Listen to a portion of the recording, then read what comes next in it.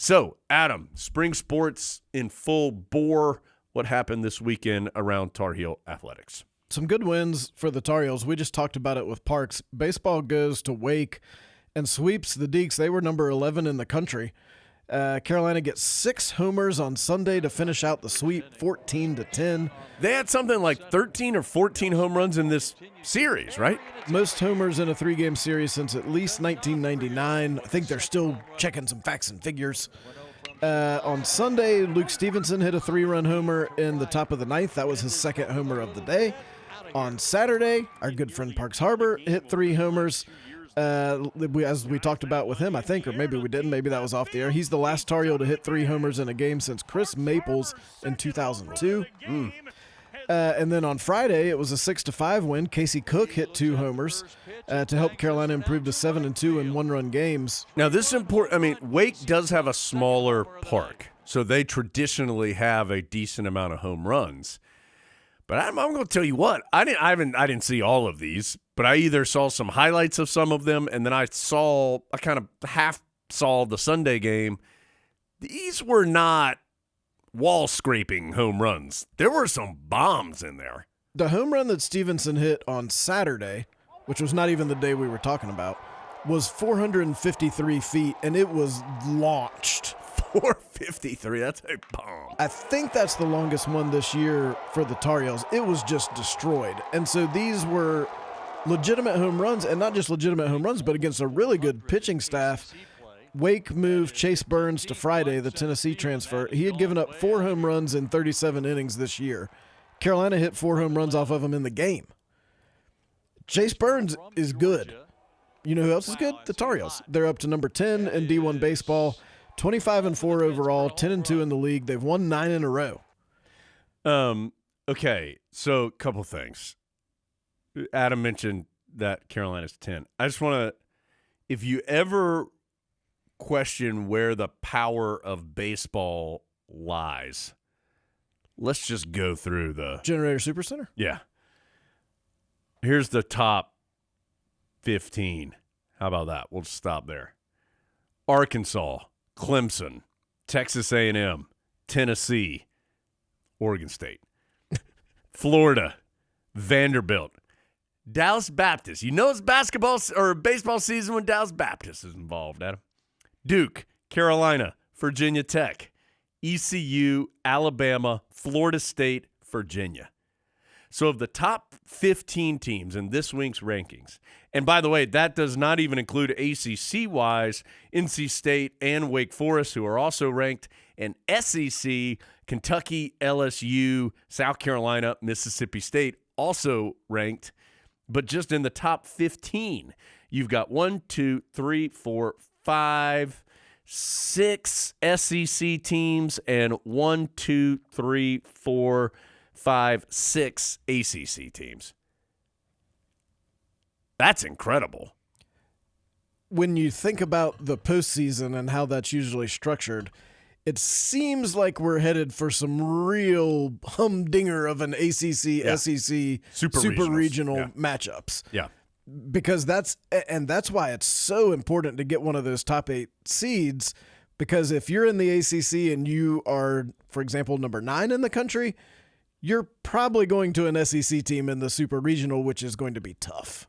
Well, and that's also why, and this isn't like Oregon State. Oregon State is going to get, if they remain anywhere close to this, they will get a top 8 seed because the committee will absolutely want to spread out the geography of the postseason tournament some. Because when all of them are from like North Carolina to Texas, then, I mean, it's reality, but it also regionalizes the sport, which they don't want. So that's why it is such a benefit to even be, and I'm not suggesting Oregon, I'm just using them as an example, to just be decent when you are outside of the southeastern portion of the United States in baseball. You will get some advantages just by being a competent team. And this is the time of year when some random Big Ten team will get hot, and then everybody will be like, well, maybe they should be a national seed. Nebraska's ranked 24th. There we go.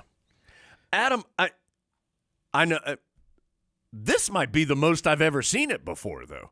Like ACC, SEC dominated, and then even some of those other teams are teams that in this sport, you know, the East Carolina, the Coastal Carolina, like it's all right here.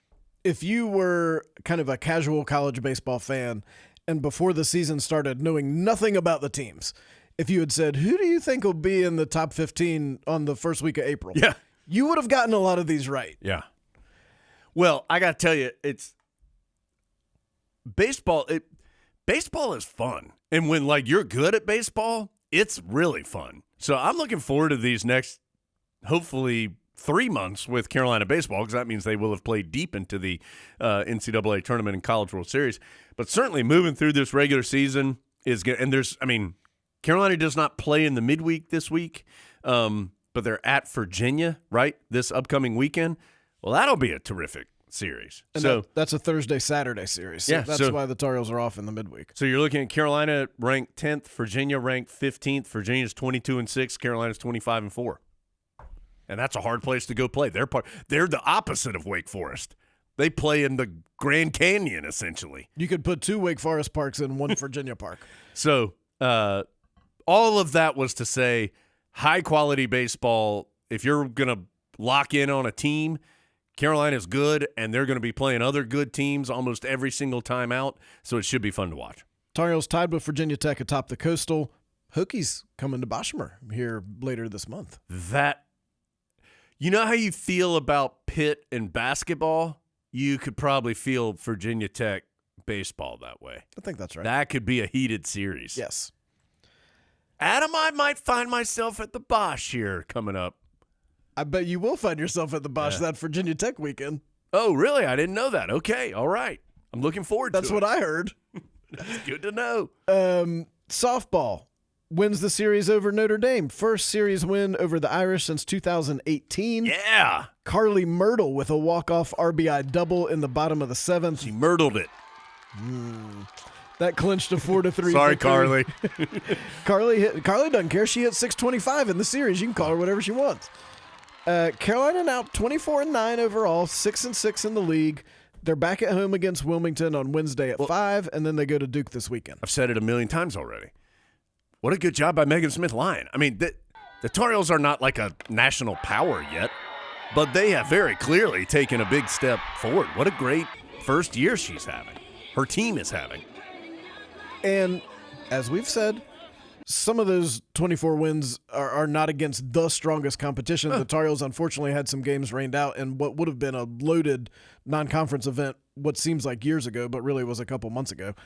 But the value of getting those wins and kind of having your team start to believe, hey, we can do this. And it does seem like things are going well. I think you're seeing some dividends winning games like the close one over Notre Dame in the clincher. Yeah.